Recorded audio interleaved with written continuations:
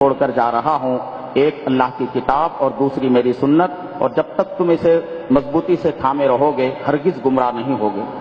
وأعداء الإسلام لم يتوقفوا عن محاولة الطعن في الإسلام وفي السنة منذ القرون الأولى وحتى اليوم۔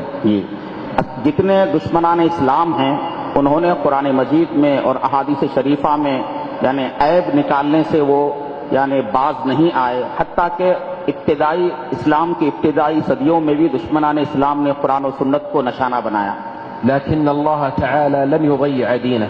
لیکن اللہ تبارک و تعالیٰ نے ان کی کوششوں کو ناکام کیا اور اپنے دین کی اللہ نے حفاظت فرمائی۔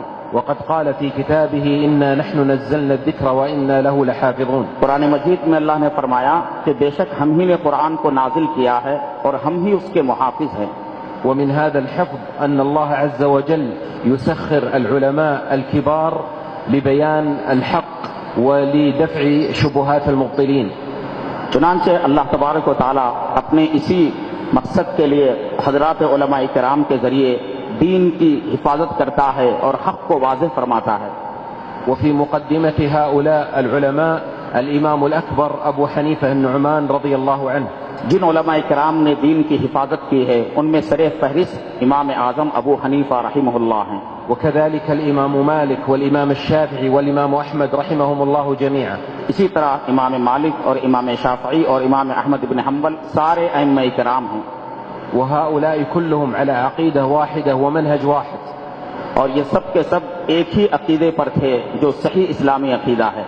وليس بينهم خلاف، ان حضرات کے درمیان آپسی عداوت یا کسی قسم کی دشمنی نہیں تھی، إلا في بعض الفروع العملية التطبيقية۔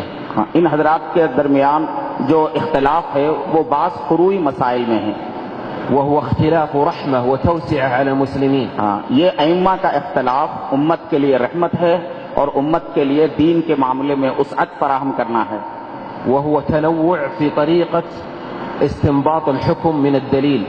یہ اختلاف اس لیے ہے کہ کسی بھی شرعی دلیل سے استنباط کرنے کے طریقے میں تنوع پایا جاتا ہے جس کی وجہ سے فروعی مسائل میں اختلاف ہو جاتا ہے۔ والإمام أحمد بن حنبل هو تلميذ الإمام الشافعي، امام احمد بن حنبل امام شافعی کے شاگرد ہیں، والإمام الشافعي هو تلميذ الإمام مالك، اور امام شافعی امام مالک کے شاگرد ہیں۔ والإمام مالك كان في المدينة وأبو حنيفة كان في الكوفة، فلم يتيسر بينهم اللقاء۔ امام مالک رحمہ اللہ مدینہ منورہ میں رہتے تھے اور اسی زمانے میں امام ابو حنیفہ کوفے میں رہا کرتے تھے، اتفاق سے دونوں کی ملاقات نہیں ہو سکی۔ لكن ابن الإمام أبو حنيفة لما جاء إلى المدينة المنورة أكرمه الإمام مالك وجعل له استقبالا خاصا۔ جب امام ابو حنیفہ کے فرزند مدینہ منورہ تشریف لائے تو امام مالک رحمہ اللہ نے ان کا بہت زیادہ اکرام فرمایا۔ وكل الأئمة الأربعة قالوا إذا صح الحديث فهو مذهبي۔ تمام ائمہ نے یہی کہا کہ اگر کوئی بات کسی صحیح حدیث سے ثابت ہے تو یہی میرا مسلک ہے۔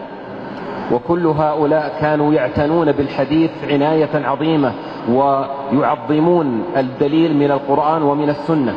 یہ سارے کے سارے ائمہ کرام احادیث کا بہت زیادہ لحاظ فرمایا کرتے تھے اور ان سبوں نے یعنی احادیث کو اور قرآن کو ترجیح دیا ہے۔ وقد وضعوا قواعد لاستنباط المسائل من النصوص۔ ان سب حضرات نے نصوص قرآن اور نصوص حدیث سے مسائل کے استنباط کے لیے اصولوں کو متعین فرمایا۔ وقدموا خدمات جلیلة للإسلام والمسلمين۔ اور اسلام اور مسلمانوں کے لیے عظیم خدمات انہوں نے پیش فرمائی۔ فالواجب علينا أن نترحم عليهم جميعا وأن ندعو لهم بالمغفرة والرضوان۔ ہماری ذمہ داری ہے کہ ہم ان تمام ائمہ کرام کا احترام کریں اور ان کے لیے مغفرت کی دعا کریں۔ وكذلك كل علماء الإسلام من الفقهاء والمحدثين۔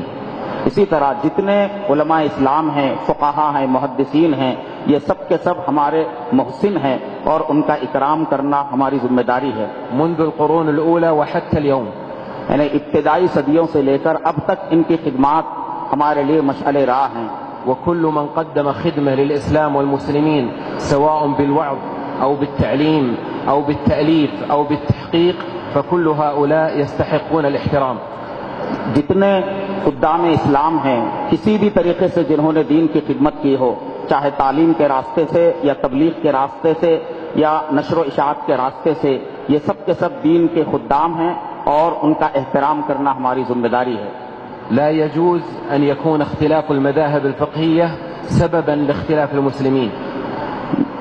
فقہی مسالک میں جو اختلاف ہے وہ اختلاف مسلمانوں میں عداوت کا ذریعہ نہ بنے، اس کی وجہ سے مسلمان آپس میں ایک دوسرے سے دشمنی نہ کریں۔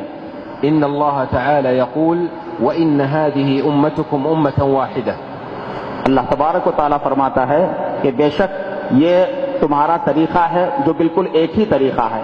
ويقول سبحانه واعتصموا بحبل الله جميعا ولا تفرقوا. اللہ تعالیٰ فرماتا ہے کہ سب مل کر اللہ کی رسی کو مضبوطی سے پکڑو اور آپس میں تفریقہ نہ کرو۔ إننا في هذا الوقت الذي كثر فيه الفتن والحروب واستهداف المسلمين أحوج ما نكون إلى الاجتماع والائتلاف والمرحمة. اس وقت جبکہ فتنوں کا دورہ ہے اور خانہ جنگی کی صورتحال ہے اور امت مسلمہ بہت زیادہ خانوں میں بٹ رہی ہے، ہمیں سب سے زیادہ جس بات کی ضرورت ہے وہ یہ کہ ہم اپنی صفوں میں اتحاد پیدا کریں اور اپنے شیرازے کو بکھرنے نہ دیں۔ والبعد كل عن